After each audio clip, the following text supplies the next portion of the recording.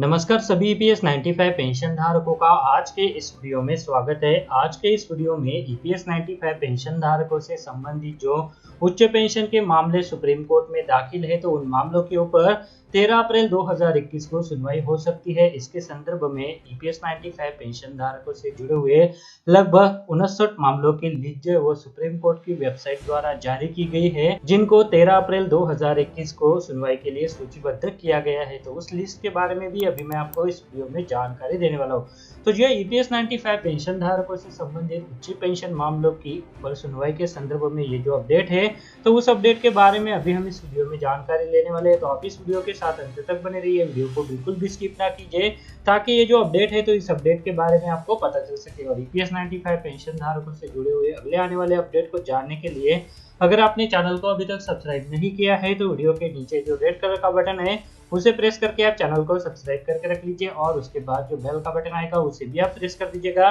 ताकि जो आने वाले वीडियोस है तो उसका नोटिफिकेशन आपको सबसे पहले मिल सकेगा।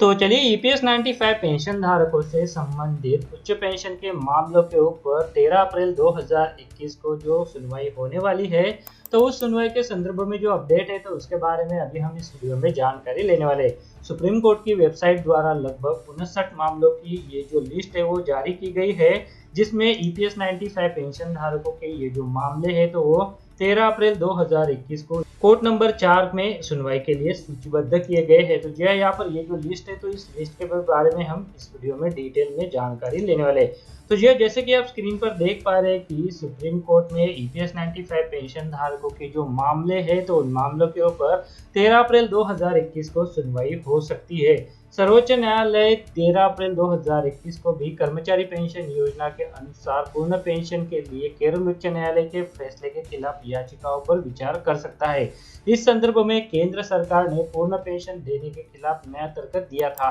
कर्मचारी भविष्य निधि संगठन ने एक विस्तृत नोट में कहा कि उच्च न्यायालय ने इस तथ्य पर विचार नहीं किया है कि ऐसे कर्मचारी हैं जो स्वेच्छा से पीएफ योजना में शामिल होते हैं और जिन्हें अनिवार्य रूप से जोड़ा जाता है। ईपीएस सदस्यता केवल उन लोगों तक सीमित थी जिनके पास 1 सितंबर 2014 से भविष्य निधि योजना में अनिवार्य सदस्यता है। यह पीएफ योजना में अधिकतम सदस्यता सुनिश्चित करने और वित्तीय रूप से पिछड़े लोगों के लिए सेवानिवृत्त लाभ सुनिश्चित करने के लिए लागू किया गया था, लेकिन उच्च न्यायालय के फैसले ने इसे सभी सदस्यों के लिए उपलब्ध कराने का निर्देश देकर निष्प्रभावी कर दिया था। 23, 24, 25 मार्च की सुनवाई के लिए 59 याचिका क्रमांक 15 न्यायालय संख्या 3 में सूचीबद्ध थी, जो कि इन मामलों में से अब एक मामले की सुनवाई यानी एसएलपी नंबर 20417 ऑफ 2017 जो कि मिसेस दाइची साइको कंपनी बनाम ऑस्कर इन्वेस्टमेंट लिमिटेड, इन मामलों पर सुनवाई होने के बाद ईपीएस 95 पेंशन धारकों के जो मामले हैं तो सुनवाई के लिए लिए जाने थे। उसके बाद ईपीएस 95 पेंशन धारकों के मामलों पर कोई सुनवाई नहीं हुई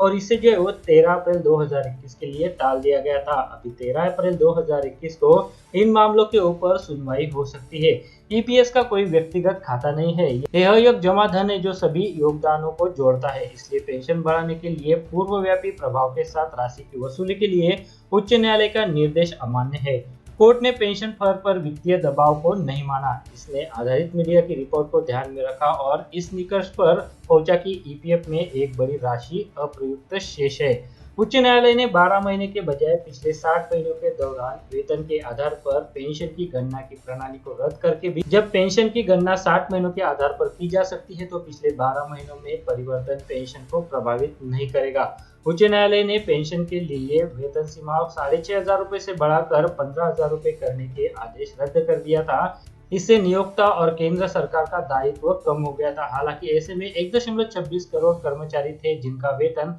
15,000 रुपए से अधिक है, उनमें से केवल 1.54 लाख ही वास्तविक वेतन में ईपीएस में अनुपात में योगदान करते हैं। तो ये ईपीएस 95 पेंशन धारकों से संबंधित उच्च पेंशन के ये जो मामले दाखिल है तो इन मामलों के ऊपर एक बार फिर से 13 अप्रैल 2021 को सुनवाई हो सकती है। पिछले 23, 24, 25 मार्च को जो सुनवाई हुई थी तो उस सुनवाई में अभी तक कोई भी फैसला नहीं आया था, क्योंकि बहुत सारे मामले ऐसे हैं जिनके ऊपर अभी भी सुनवाई नहीं हुई है, जिसके संदर्भ में 13 अप्रैल 2021 को होने वाली सुनवाई के संदर्भ में ये जो लिस्ट है वो सुप्रीम कोर्ट की वेबसाइट द्वारा जारी की गई है, जिसमें से ईपीएस 1995 पेंशन धारकों के जो केसेस है तो उन पर सुनवाई हो सकती है। तो यह जो लिस्ट है तो इसका लिंक आपको इस वीडियो के डिस्क्रिप्शन में मिलने वाला है। उस लिंक पर क्लिक करके आप ये जो पूरी लिस्ट है वो डाउनलोड कर सकते हैं, या फिर सुप्रीम कोर्ट का जो ऑफिशियल वेबसाइट है तो उस वेबसाइट से भी इस लिस्ट को आप आसानी से डाउनलोड कर सकते हैं। पर आपकी सुविधा के लिए ये जो लिस्ट है मैंने पहले से ही डाउनलोड करके रखा है, और इस लिस्ट को डाउनलोड करने के लिए वीडियो के डिस्क्रिप्शन में आपको लिंक देके रखा है। तो उस लिंक पर क्लिक करके आप आसानी से ये जो लिस्ट है वो डाउनलोड करके इसमें दी गई ईपीएस 95 पेंशन धारकों से संबंधित जो मामले हैं तो उनके बारे में आप जानकारी ले सकते हैं। तो ये ईपीएस 1995 पेंशन धारक जो लंबे समय से उनकी केसेस के ऊपर सुनवाई के लिए इंतजार कर रहे हैं, ऐसे में एक बार फिर से 13 अप्रैल 2021 को ईपीएस 95 पेंशन धारकों की आशाएं सुप्रीम कोर्ट की ओर लगी हुई है। ईपीएस 95 पेंशन धारक जो ईपीएस 95 योजना के तहत उच्चतम पेंशन का लाभ लेने के लिए इंतजार कर रहे हैं, क्योंकि यह जो मामले हैं तो इन मामलों के ऊपर अभी तक कोई सुनवाई नहीं होने के कारण सुप्रीम कोर्ट द्वारा अंतिम फैसला नहीं दिया गया है। पिछली सुनवाइयों में ईपीएस 95 पेंशन धारकों से संबंधित सुप्रीम कोर्ट द्वारा जो आदेश दिया गया था तो उस आदेश को भी सुप्रीम कोर्ट ने वापस ले लिया था, पर केरल उच्च न्यायालय द्वारा जो आदेश दिया गया है तो वो अभी भी बरकरार है, और बाकी जो मामले दाखिल है तो इन मामलों के ऊपर अभी भी कोई अंतिम फैसला नहीं आया है। ऐसे में 13 अप्रैल 2021 को अगर ईपीएस 95 पेंशन धारकों से संबंधित